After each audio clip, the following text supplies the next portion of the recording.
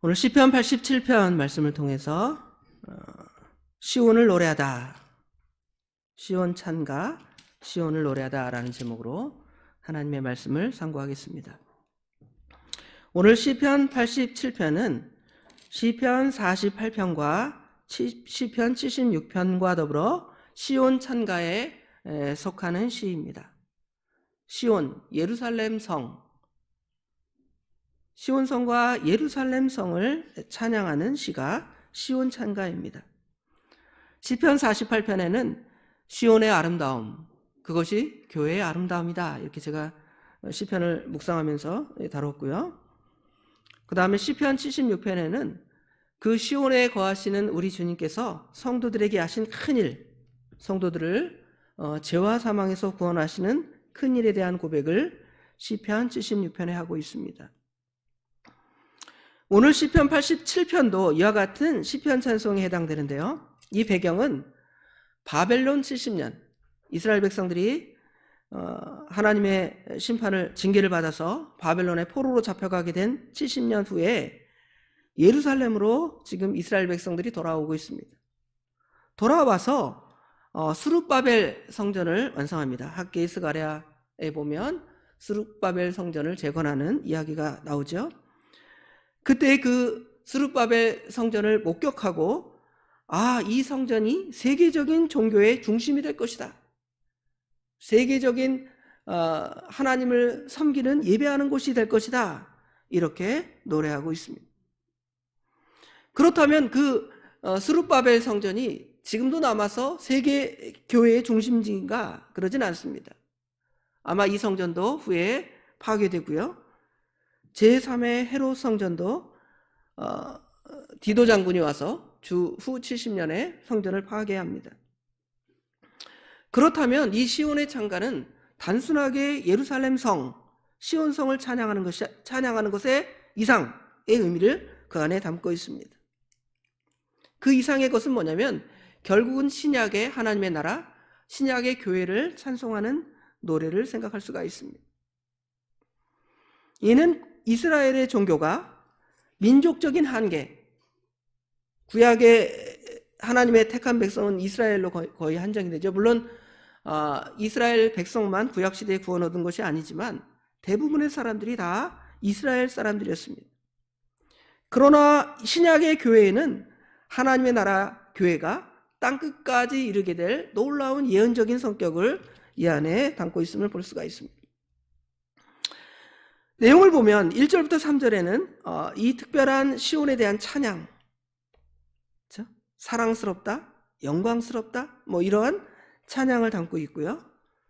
4절부터 6절에는 그 시온에 거주하는 사람들이 어떤 사람들이다, 종류적으로 어떤 사람들이다라는 것을 서술하고 있습니다. 그리고 7절 마지막에는 노래하는 자, 뛰노는 자 그랬는데 이 시온에 거하는 사람들의 기쁨과 자부심을 이 안에 표현하고 있습니다. 먼저 1절부터 3절에 보면 그 터전이 성산에 있으며 그랬죠. 1절에 그의 터전이 성산에 있으며, 이 시온성은 성산에 있는데요, 이것은 하나님의 산에 있다는 것입니다. 성산이라는 말은 거룩한 산이라는 것입니다. 그런데 이 거룩하다는 말 자체를 우리가 생각할 때 내가 착하니까 나는 거룩해, 내가 성경 많이 읽고 기도 많이 하니까 나는 거룩해, 그러지 않습니다. 이 거룩함이라는 단어는 사실은 하나님께 속한 것이 거룩한 것입니다. 하나님께 속하지 않은 사람은 거룩하지가 않습니다. 비록 연약하고 부족하고 죄 많고 악한 이 성품들이 불쑥불쑥 나와서 모든 사람에게 해악을 끼치지만 그래도 하나님께서 그를 불쌍히 여겨서 너는 내 것이다, 내 자녀다, 그렇게 삼았기 때문에 거룩한 것입니다.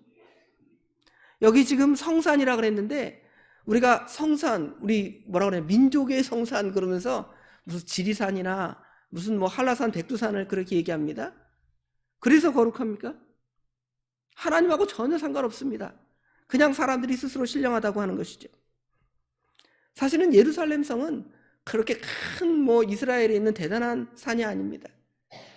동네 뒷산처럼 보일 수도 있어요. 그렇지만 그곳에 우리 하나님이 계시기 때문에 하나님께서 하나님의 도성으로 삼으신 곳이기 때문에 거룩한 것입니다. 우리가 86편에서 경건이라는 단어를 배웠죠. 이 경건도 사실은 하나님의 사랑을 받은 자가 경건한 사람이에요. 그러면 아무렇게나 살아도 되는가? 그렇지 않고 거룩하게 살아야죠. 말씀을 따라 살아야죠.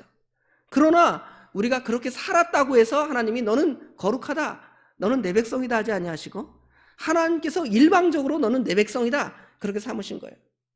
그리고 어떻게 살라고? 거룩하게 살라고.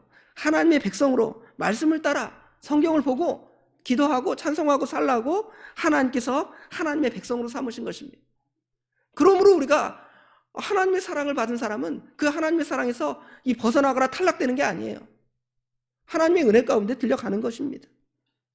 칭이나 성도라는 명칭이나 올란의 성산도 이스라엘 산이 거룩한 산이어서 그런 것이 아니라 그곳에 누가 계시니까? 하나님이 함께 하시고 하나님의 은혜를 베풀어 주시니까 그곳은 거룩한 곳입니다. 그리고 그 거룩하게 삼은 두 사람들이 어떻게 살기를 원하십니까? 거룩하게 살기를 원하십니다. 그런데 거룩하지 못하잖아요. 악하잖아요. 입에서 막 저주의 말이 나오고 막 심판의 말이 나오고 그래요. 저 자신도 그렇습니다. 이건 뭐 그래서 신약에서 신약적인 의미의 성소는 없다 그랬죠. 신약적인 의미의 성소는 성도가 하나님의 성전이라 그랬습니다. 그래서 성도는 하나님의 말씀을 통해 거룩해지기를 원하는 거예요. 그런데 거룩해집니까? 거룩하지 못하니까 문제가 되는 것이죠. 그러므로 우리가 말씀을 배우고 기도하고 또 찬양하고 하는 이유는 우리 자신을 거룩하기 위해서 그런 거예요. 내가 그것 해도 거룩하지 못하면 그게 헛수고하는 거예요. 사실 내가 말도 거룩하게 해야 되고 참 부족합니다. 행동도 거룩하게 해야 되고. 자, 그런데 그 도시는 찬양을 하는데 그 도시는 2절에 보니까 야곱의 모든 거처보다 시온의 문들을 사랑하시는도다. 또 이런데 하나님이 택했는데 또 하나님이 사랑해 주시는 거예요. 사랑해서 택해 주셨지만 또 하나님께서 뭘 베풀어 주십니까? 사랑을 베풀어 주시는 거예요. 1절과 연장선상에 있죠. 우리 자녀들이 이뻐서 이쁜 게 아니잖아요. 왜 이뻐요? 내가 낳았으니까 이쁜 거잖아요. 그렇죠? 하나님도 우리가 이쁜 짓 해서 이쁠 수도 있지만 하나님의 자녀가 아닌 사람이 이쁜 짓 해도 하나님이 은혜가 없는 거예요. 하나님의 자녀니까 이뻐하는 거예요. 공부도 못할 수 있고 사고도 칠 수 있습니다. 그런데 하나님이 하나님의 것으로 삼으셨기 때문에 사랑스럽다는 것입니다. 모든 야곱의 모든 것처보다 사랑스러운 것입니다. 우리 이 도봉교회가 옆에 무슨 신천이나 이단 교회들 보면 교회 건물이 얼마나 크고 화려합니까? 그러면 그렇게 큰 교회니까 거기 사랑받았다? 그게 아니에요. 거기는 멸망의 이 아름다운 도성을 쌓는 것, 바벨성을 쌓는 것입니다. 그러나 외적으로 볼 때 볼품없다 할지라도 수가 적다 할지라도 하나님을 예배하고 찬송하는 교회가 되니까 그곳은 시온이 되는 거예요. 그런 사람들을 하나님이 사랑하시고 거룩하다 하시는 것입니다. 그리고 그런 성을 3절에 하나님의 성이여 너를 가리켜 어떻게 하다는 것입니까? 영광스럽다. 하나님께서 그런 시온성을 영광스럽게 하는 거예요. 하나님의 백성을 거룩하게 하시고 사랑하시고 영광스럽게 하는 것처럼 하나님의 교회를 그렇게 하는 것처럼 하나님께서는 그렇게 시온을 그렇게 하셨습니다. 그런데 이게 구약의 예루살렘인가? 그걸로 한정된가? 그러지 않습니다. 왜 그러냐 하면 4절부터 6절에 보면 분명히 그 영역이 확장됨을 알 수가 있습니다. 여기 4절에 보면 나는 라합과 바벨론이 나를 아는 자 중에 있다 말하리로다. 보라 블레셋과 두로와 구스여 이것들도 거기서 났다 하리로다. 여기 라합, 바벨론, 블레셋, 두로, 구스 이스라엘 백성들이 볼 때 이들은 이방의 저주받을 자들입니다. 그렇죠? 이스라엘 백성은 선민이고 여기 하나는 여기 라합인데 라합은 여기 각주에 뭐라고 되어 있습니까? 애굽이라고 되어 있죠? 애굽, 이집트. 바벨론, 지금 이란, 이라크. 그렇죠? 그 다음에 블레셋, 하나님의 백성을 대적하는 블레셋, 두로, 구스 이런 나라들도 이것들도 거기서 났다. 시온에 시온에서 났다예요. 이게 무슨 말입니까? 이게 이해가 안 되잖아요. 결국은 이것은 구약적인 의미에서 한정되는 것이 아니라 신약의 의미로 넘어가는 거예요. 하나님께서 구약의 이스라엘만 구원하시는 것이 아니라 그 폭이 이제 이방으로 확대되는 것입니다. 하나님의 택한 백성들이 이방으로 넘어가는 것입니다. 이것이 바로 신약교회의 비밀입니다. 에베소서에 등장하는 보편적인 신학교회는 이제 우리 주님께서 막힌 담을 하셔서 이방과 이스라엘이 하나가 되게 하시고 많은 이방 사람들도 하나님을 섬기는 거예요. 우리도 유대인의 입장에서 볼 땐 이방인이어서 하나님께 나와 예배할 자격이 없는 사람들이에요. 구약적 개념에서는. 그런데 신약에서는 지금 이스라엘 백성들이 하나님 안 섬겨요. 유대교회에 빠져 있습니다. 하나님 이 메시아를 여전히 기다리고 있습니다. 그러나 우리는 진짜 그 예수님을, 진짜 그 하나님, 삼위 하나님을 누가 섬깁니까? 오늘날 신약교회에 우리가 섬기는 것이죠.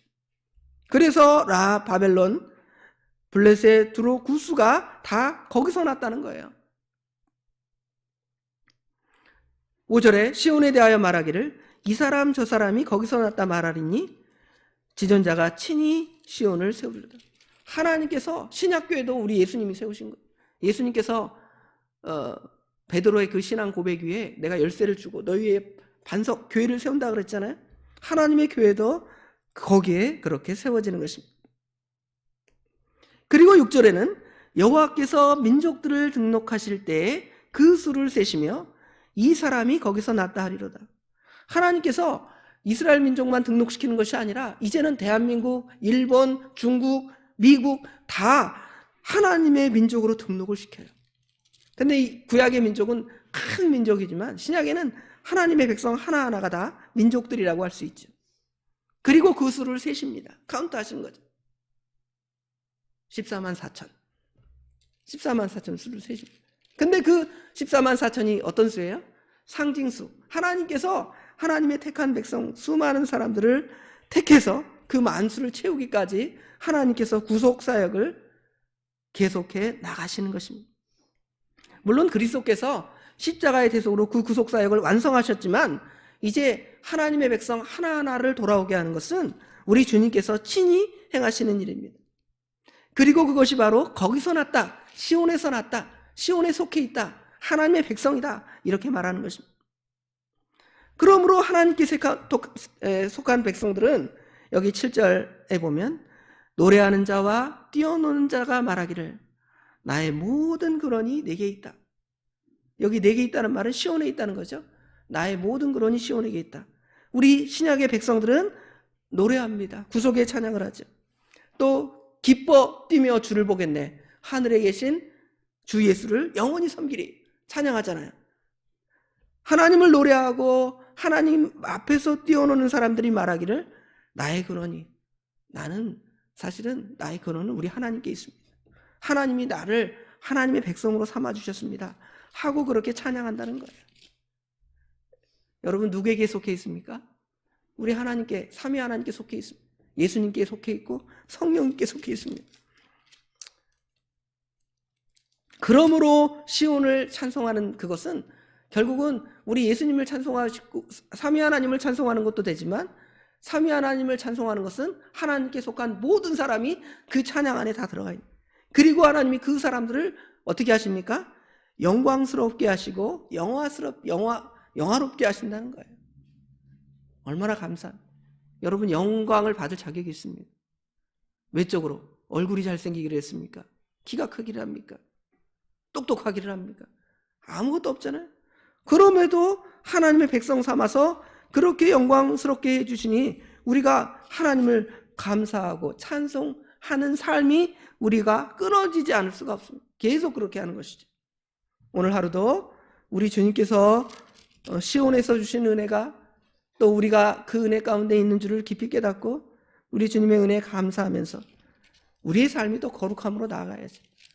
그냥 구원받은 것으로 기뻐서 애들처럼 천국 가는 티켓 받고 좋아하는 것이 아니라 과연 하나님의 백성으로서 내가 어떻게 살아야 할 것인가를 생각하고 그 말씀을 따라서 살아가는 저와 우리 도봉의 모든 식구들이 되기를 간절히 원합니다. 기도하겠습니다. 아버지 하나님, 은혜와 사랑을 진심으로 감사합니다. 하나님께서 저희들을 하나님의 자녀 삼아 주시고 거룩하다 하시고 의롭다 하시고